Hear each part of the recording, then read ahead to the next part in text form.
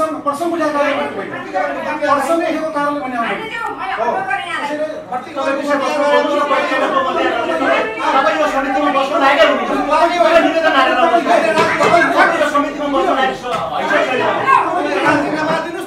सबैले के भन्नु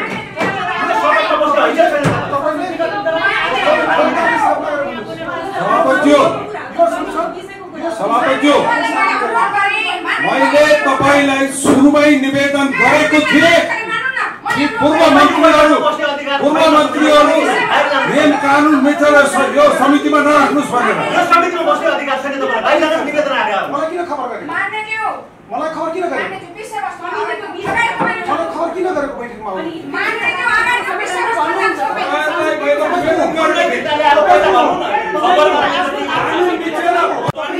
संविधानको विरुद्ध कुरा गर्ने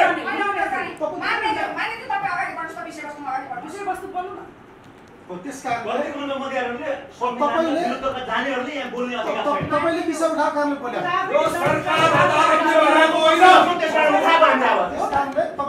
जनताको प्रतिनिधिहरूले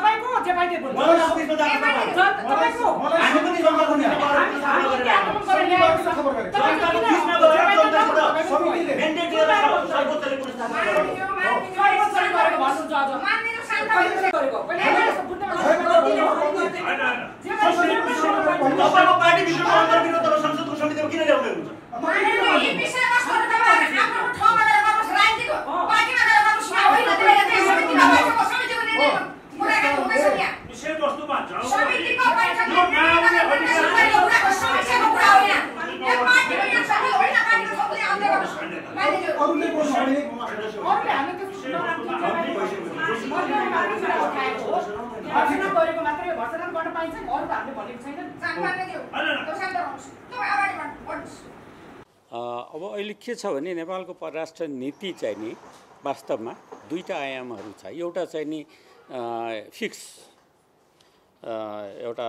फिक्स के कारणले भन्छु भने नेपालको भू राजनैतिक अवस्था जुन छ चीन र भारतको बिचमा बसेको नेपालको अवस्था र राष्ट्रिय स्वार्थको लागि यो चाहिँ नि परिवर्तन हुन्न। त्यसका लागि चाहिँ नि संविधानको निर्देशिक सिद्धान्त, संयुक्त राष्ट्रसङ्घको बडापत्र, स्वतन्त्रता, सार्वभौमिकता, भौगोलिक अखण्डता जुन सिद्धान्त र नाम अन्तर्राष्ट्रिय कानुनको जुन नेपालले परिपालना गरिराखेको छ त्योबाट हामी बाहिर जान सक्दैनौँ। त्यसकारण चाहिँ नि त्यो त बेसिक गाइडलाइन नै हो। तर सरकारले चाहिँ नि के गर्छ भने त्यसलाई सञ्चालन गर्ने आयाम अब अहिले पनि यसो हेर्नुभयो भने 60 को दशकदेखि अहिलेसम्म हेर्दाखेरि कहिले नै कतै न कतै कुनै न कुनै अवस्थामा कहिले हामी उत्तरतिरको छिमेकीतिर ढल्केको या दक्षिणतिर ढल्केको अवस्था अहिले पनि पाउनुहुन्छ। अहिलेसम्मको सरकारलाई हेर्दाखेरि पनि अब हाम्रो नाकाबन्दीको बहतमा को अवस्था र अहिलेको अवस्था चाहिँ नि अहिले पूर्व प्रधानमन्त्री केपी शर्मा ओलीले पनि दुईटा फरक नीति लिनु।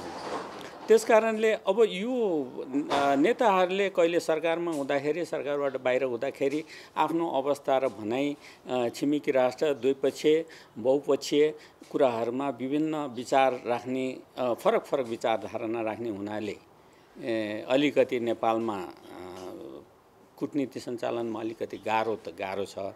तथापि हाम्रो अहिले वर्तमान सरकारले झेल्न पर्ने जुन समस्या छ, जुन कुराहरू दुई छिमेकी राष्ट्रहरूसँग सन्तुलित सम्बन्ध राख्ने, त्यसको साथसाथै विश्वशक्ति राष्ट्र अमेरिकाले पनि चासो देखाइराखेको अवस्थामा हामीले यो तीनै राष्ट्र र अरू क्षेत्रीय राष्ट्रसँग पनि कसरी सौहार्दपूर्ण र सन्तुलन सम्बन्ध राख्ने भन्ने कुरा यो चुनौती छँदैछ। यो सरकारलाई अझ थप छ। राजनीतिक सङ्कटको कारणले यो समस्यालाई अलिकति कम्प्लेक्स अलिकति कम्प्लिकेटेड चाहिँ त अवश्य बनाछ। तथापि सरकारले धेरै बुद्धिमत्तापूर्व तरिकाले कूटनैतिक सञ्चालन गर्नुपर्छ जस्तो लाग्छ मलाई। त्यसमा अलिकति आधारभूत रूपमा हामीले अख्तियार गरेका जति पनि नीतिहरू छन् ती त कहिले बदलिँदैन, स्थायी हुन्छन्। तर राजनीतिक परिवेश सँगसँगै प्राथमिकताहरू चाहिँ बदलिन्छन् हैन? एक्ज्याक्टली। त्यो सरकार सञ्चालन गर्ने राजनैतिक दलले लिएको अवधारणाका आधारमा पनि बदलिन्छ। अहिले हेर्दाखेरि हाम्रो प्राथमिकता कसरी निर्धारण गर्ने, किनभने सामान्यतया हामीले चाहिँ नाइबर फर्स्ट भन्छौँ, छिमेक पहिलो भन्छौँ, त्यतिले मात्र पुग्दैन किनभने हामी चाहिँ अब पुरा पृथ्वी एउटा भूगोलको आधारमा पनि छौँ। अब कसरी प्राथमिकता निर्धारण गर्ने? यो तपाईँले महत्त्वपूर्ण प्रश्न गर्नुभयो। के छ भने अब म अहिले पनि भनिसकेँ कि विश्व शक्तिको रूपमा उदयमान भइराखेको चीन हाम्रो उत्तरमा छ भने क्षेत्रीय शक्तिको रूपमा उदयमान भइराखेको एउटा जुनियर पावरको रूपमा उदयमान भइराखेको भारत र भारतको साथसाथै अमेरिकाको पनि चासो बढ्दै गएको परिप्रेक्ष्यमा नेपालले असाध्यै सूक्ष्म एकदम चाहिँ नि सामान्य तरिकाले कूटनीति गरेर हुँदैन। यसमा चाहिँ नि हामीले आफ्नै किसिमको कुनै नीति अवलम्बन गर्नुपर्छ। त्यसमा मैले भन्न खोजेको के छ भने भारतले पनि अहिले के गर्न थालेको छ भने एउटा इस्यु बेस रिलेसन भन्न थालेको छ। कुनै विषयलाई बेस गरेर सम्बन्ध तय गर्ने। जस्तो नेपालले कालापानी समस्या गर्यो, कालापानीसँग समस्या एउटा हो। भारतसँग हाम्रो कालापानीमा विभेद छ, हाम्रो स्ट्यान्ड, हाम्रो नक्सा र प्रमाणको आधारमा हाम्रो पोजिसन बलियो भए हुनाले हाम्रो स्ट्यान्ड त्यो।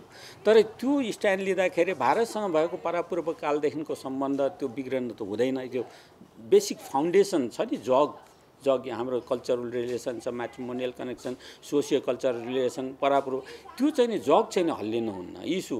अब भारतले के गरेछ भने अहिले भर्खरै एउटा उदाहरण म नेपालको परिप्रेक्ष्यमा त्यो लागू हुन्छ।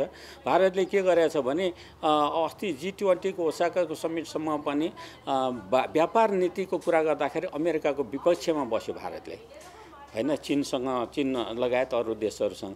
तर सामरिक र अरू सम्झौता, अरू सैन्य सम्झौता र रणनीतिक कुराहरूमा भारत र अमेरिका सँगै बसे। अब भारतले के गरिरहेको छ भने रुससँग हतियार किनिरहेको छ, 500 मिलियनको क्षेपणास्त्रहरू किन्दैछ भने इरानसँग तेल, इरानमा चाहिने बन्दरगाह पनि बनाइरहेको भारतले। तर अमेरिकाले भारतले रसियासँग सम्बन्ध र इरानसँग सम्बन्धलाई उसले चाहँदैन र उनीहरू दुईटै देशलाई एउटा इकोनोमिक स्याङ्सन गरिरहेको देश हुनाले भारतले पनि त्यो इकोनोमिक स्याङ्सनको गरोस् भन्छ। तर भारतले मानिरहेका छन्। त्यसले राष्ट्रिय हितलाई स्वार्थ राखेर हामीले गर्नुपर्छ। अब म यसको सारमा के भनिदिन्छु भने नेपालले भारतसँग सम्बन्ध गर्दाखेरि चीन नरिसाउने, चीनसँग सम्बन्ध हामीले कुनै आर्थिक सहयोग वा कुनै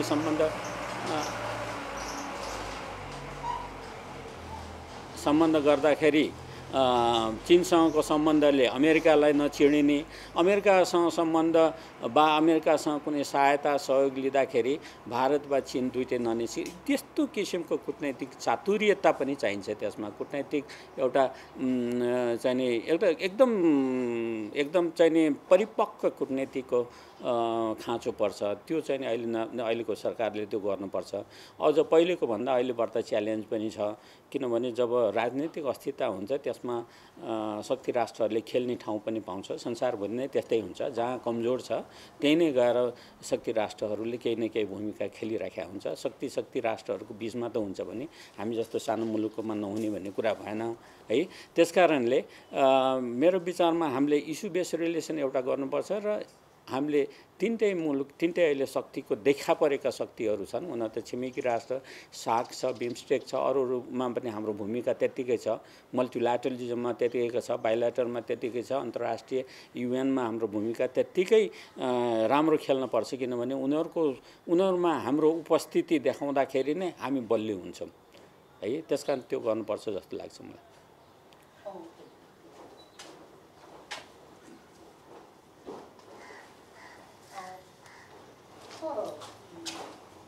इस्यु एडुकेसनको कुरा गर्दाखेरि अहिले पछिल्लो समय दुईवटा उसलाई हेरौँ, हाम्रो सार्क ओझेलमा परेको छ, बिमस्टेक फोरम अलि अगाडि आएको छ है।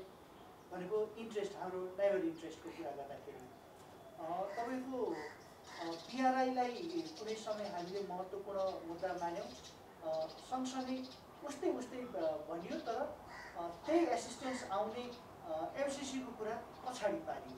इस्यु एडभोकेसीमा पनि हामी चुकिरहेका छौँ, हाम्रो इस्युलाई ग्लोबलाइज गर्न सकिरहेका छैनौँ पनि भन्छन्। त्यसले गर्दाखेरि पनि हाम्रो त्यसको रिफ्लेक्सन चाहिँ कूटनीति कमजोर हुनमा अथवा हामी कमजोर भएका कारणले हाम्रो भोइस कमजोर भएको भन्न सकिन्छ। त्यो अलिकति कुरा तपाईँको भनाइ चाहिँ नि केही हदसम्मलाई त्यसलाई मान्न सकिन्छ। जस्तो तपाईँले बिआरआईको कुरा निकालिहाल्नुभयो। बिआरआईको अहिले हामीले प्राथमिकतामा 9वटा प्रोजेक्ट गरेका छौँ। त्यो 9वटा प्रोजेक्टहरूमध्ये सबभन्दा महत्त्वपूर्ण प्रोजेक्ट भने ट्रान्स हिमालयन सिकाक्सीदेखि काठमाडौँ आउने त्यो 93 किलोमिटरको करिब $3 बिलियन को प्रोजेक्ट हो त्यो। तर त्यसमा केही ओझेल परिरहेको छ। अब ओझेल पर्न कारण के छ भने बिआरआई चाहिँ नि हामीले ऋणमा चलाउनु पर्ने हुन्छ। ऋण लिँदाखेरि धेरै कुराहरू हामीले सुनिरहेका छ।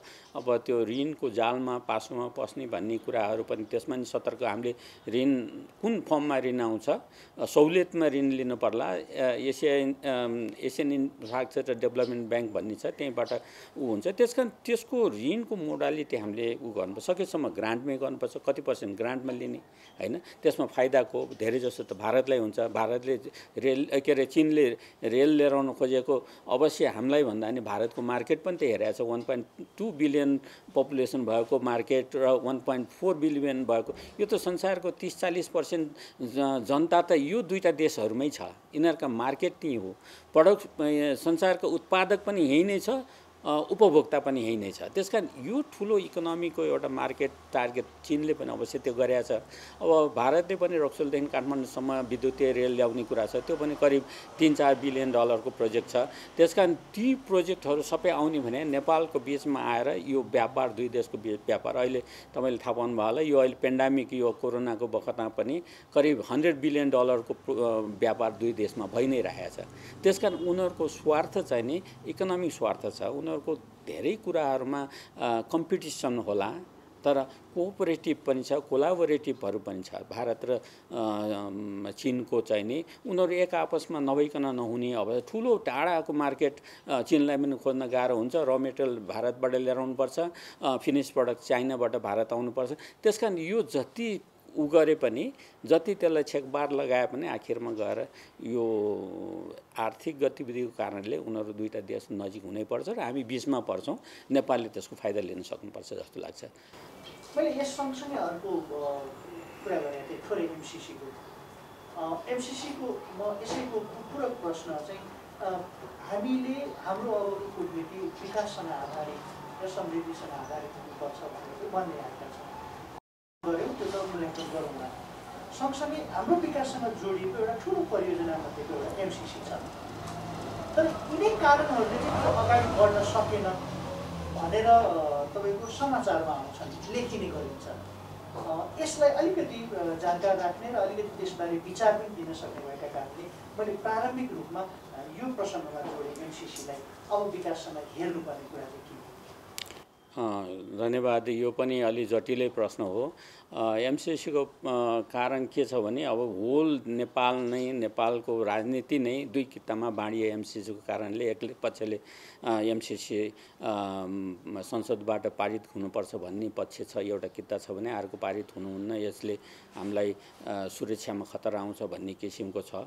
त्यसकारण अवश्य पनि यी दुईटा कुराहरूको विचार गर्दाखेरि अब एमसिसीको कुरा गर्दाखेरि कतिपय कुरामा अमेरिकन 9वटा जति 9-10वटा नेतृत्वहरू, एसिस्टेन्ट सेक्रेटरी अफ स्टेट रियान्सहरू 9-10वटाले भ्रमण गर्नुभयो। उहाँहरूले के भनिदिनु भयो भने एमसिसी भने इन्डो पेसिफिकको एउटा अङ्ग हो पनि भन्न थाल्नु भएको छ। त्यसकारण यदि त्यो अङ्ग हो भने इन्डो पेसिफिकमा 3वटा कम्पोनेन्ट छ। एउटा इकोनोमिक छ, इकोनोमिक हामी आर्थिक सहायताहरू गर्न सक्छौँ। एउटा free and open Indo Pacific भन्ने छ, त्यो गभर्नेन्स हो। त्यसलाई पनि पार्टली किनभने हाम्रो नेपालको तेस्रो देशसँग व्यापार पनि इन्डो पेसिफिक भएर जान्छ आउँछ। त्यसकारण त्यसलाई पनि केही हदसम्म मान्न सकिन्छ। तर तेस्रो पक्ष सेक्युरिटी छ। सेक्युरिटी अम्ब्रेलातिर हामी नन एलाइन मुलुक भए हुनाले त्यो अम्ब्रेलाभित्र हामी पस्न सक्दैनौँ। यसलाई क्लियर गरेर मात्र एमसिसीमा गर्नुपर्छ। अर्को कुरा एमसिसीको अब सम्झौता गर्ने अहिले नै अब कानुन मन्त्री हुनुभएको छ ज्ञानेन्द्र बहादुर कार्की। उहाँ त्यो भन्न अर्थमन्त्री भएर 2017मा उहाँले नै सही गर्नुभएको व्यक्ति छ। अब हाम्रो के छ भने दुई किताबमा मैले एउटा केही एनालिसिस गर्दाखेरि के छ भने एमसिसीमा भएका सम्झौताहरू मूल सम्झौता 2017मा जुन भएको छ। त्यसको अलावा करिब 1 दर्जन जति त्यसका सप्लिमेन्ट सम्झौताहरू युवराज खतिवडाजी हुँदाखेरि अरू गर्नुभएको छ। अब ती सम्झौताहरूमा के छ भने यो एउटा दुईटा कुरा चाहिँ अलिकति कुरा चाहिँ प्रस्ट्याउन पर्ने कुराहरू के छ भने यो एमसिसी चाहिँ पार्लियामेन्टबाट पास गर्नुपर्ने भन्ने यो 50 मिलियन 500 मिलियन भनेको आधा खर्बको हो। आधा खर्ब भने 100 मेगावाट बत्तीको सम हो, त्यति ठुलो पैसा त होइन। तर यो अनुदानमा आउने यसलाई पैसा तिर्न पनि हुना र दोस्रो कुरा अमेरिका जस्तो शक्ति राष्ट्रले दिने हुनाले यसलाई तुरुन्तै हामीले नो भन्न पनि सक्दैनौँ भन्ने किसिमको परिप्रेक्ष्य हो। तर यसमा प्रस्ताउनु पर्ने के भने यो पार्लियामेन्टबाट किन पास हुने? भोलि पार्लियामेन्टबाट पास हुनासाथ नजिर हुन्छ। भोलि बीआरआईको प्रोजेक्ट आउँदाखेरि पनि चीनले त्यही कन्डिसनमा, त्यो कन्डिसन के छ भने सम्झौतामा यदि 6(2) कै कतै धारामा के लेखिएको छ भने यदि त्यो सम्झौता र राष्ट्रिय कानुन बाजिएको खण्डमा सम्झौता कानुन मान्य हुन्छ भनेको छ। त्यसको मतलब नेपालको सबै कानुन 4वटा कानुन हुन्छ, संविधान लगायत चाहिँ नि त्यो पार्लियामेन्टबाट पास गरेर नजिर लगायत ऐन कानुन सबै ती सब भन्दा नि यो कानुनले यो चाहिँ नि सम्झौताको माथि रहने हो भने त भोलि एउटा समस्या के यो नजिर बन्छ र फेरि बीआरआईमा पनि त्यही सम्झौता गर त्यही कन्डिसन राख भन्छ। भोलि भारतले रक्सौलदेखि काठमाडौँ ल्याउने पनि करिब 3 खर्बको प्रोजेक्ट छ भने यो 500 मिलियन भन्दा 6 गुणा 7 गुणा बढी रकम आउने ठाउँमा यो पनि पार्लियामेन्टबाट पास गर्यो भने हामी सधैँ पार्लियामेन्टबाट पास गर्दै जाने, विदेशबाट जति सहायता आउँछ हामी सधैँ पार्लियामेन्टबाट पास गर्दै जाने त अवस्था त आउँदैन होला। उनीहरूले पनि सेक्युरिटीको लागि अवश्य सुरक्षाको लागि त्यही भन्न थाल्छ। त्यसकारण यो नजिर बस्यो भने के गर्ने एउटा।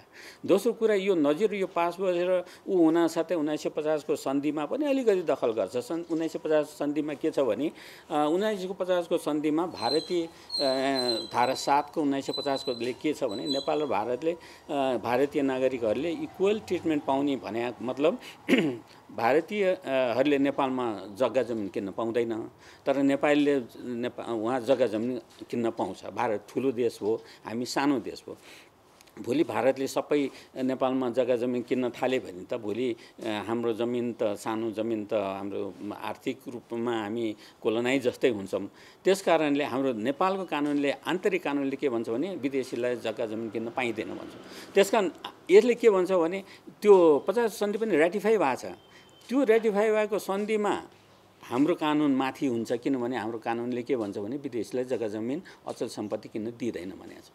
अब यो एमसिसीकोबाट एमसिसीको कानुन माथि बन्यो भने त भारतले पनि भोलि 50 को सन्धिको सबै प्रावधान धारा 7 ले जुन भन्छ त्यो पनि अक्षरशः लागू भने भारतीयले पनि नेपालमा जग्गा जमिन किन्न पाउनुपर्छ भन्न थाल्यो भने के गर्ने? यो नजिक हुन्छ हैन, भोलि नेपाललाई असिल्न पर्छ। त्यसकारण सरकारले मेरो विचारमा अहिलेको सरकारले यसलाई गहन अध्ययन गर्नुपर्छ। इपिजी रिपोर्ट तपाईँले थाहा छ होला, इपिजी रिपोर्ट नलिना कारण पनि भारतले यो एमसिसीलाई कुरेर बसेको छ। एमसिसीको नजिर उसले 50 सन्धिलाई अक्षरशः त्यही लागू गर्न खोज्यो भने भोलि हामीले 50 को सन्धिलाई परिवर्तन गर्न खोज्ने, उनीहरूले परिवर्तन गर्न नखोजेको कारण नै इपिजी रिपोर्ट नल्याए। त्यसकारण हामीले त्यो असिलो पर्छ एउटा। दोस्रो कुरा चाहिँ नि इन्टेलेक्चुअल प्रपर्टी राइट भन्ने कुरा जुन छ त्यहाँ हाम्रो भूगर्भमा हाम्रो जमिनभित्र के छ भन्ने के थाहा हैन। अवश्य यो चाहिँ नि 400 केबी लाइन र सडक उत्खनन गर्दै जङ्गल फाँड्दै जाँदाखेरि भोलि भूगर्भमा केही कुरा उनीहरूको जियोलोजिस्टहरूले पनि केही अन्वेषण गर्ला। भोलि भूगर्भमा तेल पेट्रोल भेटिएला, सुनखानी भेटिएला, युरेनियम त भेटिरहेको छ। त्यसको के भनिएको छ भने त्यसको धारा 7(2) हो क्यारे जस्तो लाग्छ एमसिसीकोले। त्यसको राजस्व बिना उत्पादन पुनरुत्पादन सबै अधिकार अमेरिकाको हुनेछ भनेको छ। अब हाम्रो भौगोलिक सम्पत्ति भूगर्भमा के छ हामीलाई थाहा छैन, गर्भभित्र भूगर्भभित्र त्यो सम्पत्ति भोलि त्यो एमसिसी लागू गर्दाखेरि 5 वर्षको अन्तरकालमा केही पत्ता लाग्यो भने त्यो अमेरिकाले त्यो बिना राजस्व त्यसको प्रोसेसिङ गर्ने अधिकार दिने त त्यो होइन, त्यो हुँदैन। किनभने इन्टेलेक्चुअल प्रपर्टी राइट भन्ने संस्था छ र वाइपो भन्ने छ, वर्ल्ड इन्टेलेक्चुअल प्रपर्टी। त्यो संस्थाले के भन्छ भने टेक्नोलोजिकल इनोभेसन र भोलि केही कुरा पत्ता लागेको खण्डमा त्यो जसले राइट ल्याछ त्यसले प्रोसेसिङ भन्ने हुन्छ। जस्तो ब्राजिलमा सुनखाने बेल्जियमले पत्ता लगायो, अब बेल्जियमले नै त्यो प्रोसेस गर्छ, राजस्व अलिकति तिर्छ अनि सुन जति सब लग्छ हैन। अब ब्रुनाईमा चाहिँ नि अहिले तेल खाने ब्रिटिसरहरूले लग्छ, अहिले क्रिस्टल फेला परेको छ त्यो उसमा त्यो स्यान्डबाट। अब त्यसको राइट पनि जसले पत्ता लगायो त्यसले त्यस कारण भोलि अमेरिकाले पनि नेपालको कुनै भौगोलिक सम्पत्ति पत्ता लाग्यो तेल युरेनियम सुनखानी लिड छ हैन सिसा पत्ता लागिरहेको छ युरेनियम त पत्ता लाग्यो तपाईँलाई थाहा यो सबै कुरामा भोलि विवाद आउँछ यो त क्लियर त गर्नु पर्यो एउटा कुरा त्यो दोस्रो कुरा यो एमसिसीमा 500 मिलियन अमेरिकनको हो 130 मिलियन त नेपालको हो नि करिब 25-26% त नेपालको लगानी पर्छ त्यसमा त्यसको इन्टेलेक्चुअल प्रपर्टी राइट बाद त्यसको अधिकार नेपालको पनि 25-26% त हुनुपर्छ यो सम्पूर्ण अमेरिकाको भन्ने जुन सम्झौता उल्लेख छ त्यो चाहिँ गलत छ त्यो सच्याउनुपर्छ अब तेस्रो कुरा सच्याउनु के छ भने 5 वर्षको दौरानमा लग्दाखेरि भोलि कुनै यो प्रोजेक्टलाई सुरक्षा थ्रेट भयो भने त्यहाँका मान्छेलाई के भयो भने यो अन्तर्राष्ट्रिय कानुनबाट सञ्चालन हुने भनेको छ नेपालको कानुन नलाग्ने भोलि कुनै थ्रेट भयो भोलि कुनै त्यो प्रोजेक्टमा कुनै ले आक्रमण गर्दै यताउति भन्यो भने भोलि अमेरिका यो सुरक्षा कसले दिने त नेपाल सरकारले दिने कि अमेरिकन सरकारको आफ्नो सुरक्षा ल्याउने भन्ने कुरा प्रश्न त हुनु पर्यो भोलि सुरक्षा त हैन भोलि घटना त के जे पनि हुन सक्छ नि त्यसकारण यो कुराहरू प्रश्न गरेर मात्र एमसिसी पास गर्नुपर्छ जस्तो लाग्छ यसमा चाहिँ नि के छ भने त्यहाँ एउटा प्रावधान पनि छ प्रावधान एमसिसीको प्रावधान के छ भने त्यसलाई संशोधन गर्न सक्ने पुनर्विचार गर्न सक्ने भन्ने छ नभए सरकारले एउटा एडजोइनर या चिठी लेखेर बा यसमा यो कुराहरुमा हाम्रो यो छ भनेर केही कुराहरु संशोधन चाहिँ गर्नुपर्छ तर 500 मिलियन भने आधा खर्ब रुपैयाँ चाहिँ नि अनुदानमा आएको कुरा एउटा शक्ति राष्ट्रले दिएको जुन अमेरिकासँग 1947 देखि सम्बन्ध छ अमेरिकासँग दोस्रो नेपालले सम्बन्ध स्थापना गरेको बेलायत पछिको दोस्रो हो अमेरिका भन्दा नि भारत भन्दा नि अगाडि यत्रो पुराना देशहरुसँगको सम्बन्ध किन बिगार्ने भनेर केही गर्न त सकिन्छ तर यो चुनौती नयाँ अहिलेको सरकारलाई छ यसले क्लियर गर्नुपर्छ जस्तो लाग्छ यी सबै कुराहरु जोड्न चाहे त्यो 2+1 को कुरा होस् चाहे बिआरको कुरा होस् चाहे एमसिसी को कुरा होस् हामी सरसर्ती हेर्दाखेरि चाहिँ डेभलपमेन्टको इस्युमा हेर्छौँ तर केलाउँदै जाँदाखेरि यहाँ धेरै इन्ट्रेस्टहरू छ सामरिक होला सुरक्षाको होला अरू धेरै कुरा होला भारतीय एरियामा बिस्तारै पानीसँगको सम्बन्ध अलिकति अर्को नजरले हेर्छ त्यस पछाडि बजारको सम्बन्धलाई तपाईँको चीनले हेर्ला अनि साम्राज्यको सम्बन्धका हिसाबले अमेरिकाले हेर्ला होइन सबैले हेर्ला तर यहाँ यी सबैले क्रमशः हामीका चुनौती चाहिँ खडा गरिरहेका छन् यो कुरालाई विश्लेषण गर्न सक्नुहुन्छ चाहे त्यो भारतबाट आउने कुराहरू होस् चाहे चाइनाबाट आउने कुरा होस् चाहे एमसिसी जस्तै कुराहरू होस् यिनीहरूले नेपालको परराष्ट्र नीति परराष्ट्र सम्बन्ध परराष्ट्र कुराहरूलाई चाहिँ अब च्यालेन्ज चाहिँ गरिरहेका छन् भनेको हामी राम्रो नीति अख्तियार गर्न सकेनौँ भने अब बिस्तारै अप्ठ्यारोमा पर्दैछौँ पहिलाको जस्तो हल्का पाराले तपाईँको अब चाहिँ सम्बन्ध छैन यसलाई कसरी विश्लेषण गर्नुहुन्छ र यो सरकारलाई पनि च्यालेन्ज बढ्दैछ यो एकदम महत्त्वपूर्ण र जटिल प्रश्न पनि हो त्यति सहिलो छैन है यो चाहिँ नि चुनौती त्यत्तिकै छ अवसर पनि छ म के भने कुनै पनि कुरामा अवसर पनि हुन्छ त्यसको चुनौती पनि हुन्छ तर चुनौतीलाई कसरी हेर्ने चुनौतीलाई कसरी डिल गर्ने चुनौतीलाई कसरी भाइलेन्स मैले अघि नै भनिसकेँ कि भोलि चीनसँगको सम्बन्ध विस्तार गर्दा बिआरआईको प्रोजेक्ट लिएर आउँदाखेरि भारत नरिसाउने वा अमेरिका नरिसाउने वा अमेरिकाको एमसिसी हामीले ल्याउँदाखेरि चीन नरिसाउने चीनलाई आघात नपर्ने पर्ने यस्तो किसिमको एउटा हाम्रो कूटनैतिक कडी एउटा चाहिँ नि विकास गरेर सबै संयुक्त एउटा सन्तुलित सम्बन्ध गर्नुपर्छ जुन कुरा धेरै ठुलो च्यालेन्ज छ सरकारलाई कुनै पक्षमा तुरुन्तै आवेशमा आएर त्यसको समर्थन या उ गर्नुभन्दा अगाडि त्यसबाट ल्याउने चुनौती के हुन् किनभने कूटनीति भनेको कुरा यो चुनौती र आशंकाको खेल पनि हो हैन कूटनीतिमा धेरै शंकाहरू गरिन्छ जुन कुरा पछि गएर त्यो कुराहरू निस्किन नि सक्छ त्यसकारण यी आशंकाहरूको लागि निवारण गर्नुपर्छ र नेतृत्वले अहिले राजनीतिक नेतृत्वलाई सबभन्दा के छ भने यस्तोमा अवसर लिन सक्यो भने अवसरबाट धेरै फाइदा छ तर केही चुनौतीमा हामीले चुक्यौं भने त्यो चुकेको आधारमा पछि पर्यन्त हाम्रा पुस्ता दर्शनतारले पनि कुनै यो सरकारलाई गाली गर्नुपर्ने स्थितिहरू पनि आउन सक्छ त्यसकारण चनाखो हुनुपर्छ तपाईले अहिले सानो कुरा गर्दाखेरि महाकाली सन्धिको कुरा गरौँ महाकाली सन्धि त्यत्रो ठुलो विकास हुन्छ ल नेपाल त पश्चिम त कुरै भएन पुरा नेपाल विकास हुन्छ भनेर सम्झौता गर्यौं 1996 मा आज 25 वर्ष भइसक्यो डिपिआर सम्म पनि बनेको छैन केही भयो त भएन हुँदैन। अहिले मान्छेहरूले गाली गर्छन्, त्यो गाली खेप्न परेको छ अहिलेका नेताहरूले। त्यस्तै गाली अरू कुरामा पनि खेप्न नपरोस् भनेर अहिलेको नेताहरूले अति बुद्धिमत्तापूर्व होइन, एउटा मेरो विचारमा अझ लाग्छ कि सरकारले एउटा राम्रो थिङ्क ट्याङ्क बनाओस्, सुझावहरू ल्याओस्, आफैले आफ्नै हुइममा आएर निर्णय गर्नुभन्दा धेरै सुझावहरू त्यसको विश्लेषण गरेर मेरो विचारमा एकदम सन्तुलित तवरबाट प्रश्नुपर्छ। अहिले टाइट रोप भन्छ नि यो सरकारलाई, अहिले कूटनीतिक परिवेशमा, भूपरिवेशमा, अन्तर्राष्ट्रिय लगायत क्षेत्रीय र बाइलेटरल रिलेसनको परिप्रेक्ष्यमा पनि नेपालले धेरै गहन र धेरै केयरफुल मुभहरू चालेर नेपालको हितमा, राष्ट्रिय हितमा चाहिँ नि नेपाल चल्नुपर्छ जस्तो लाग्छ। यसमा अब अलिकति थोरै अहिलेकै गभर्मेन्ट र लिडरसिपको कुनै न कुनै हिसाबले सम्बन्ध छ, चाहे आफू सेवामा हुँदाखेरि होस् या निवृत्त भइसके पछाडि कुनै हिसाबले कुराहरूमा जानकारी अहिलेको लिडरसिपले यी कुराहरूलाई कसरी अगाडि बढाउला?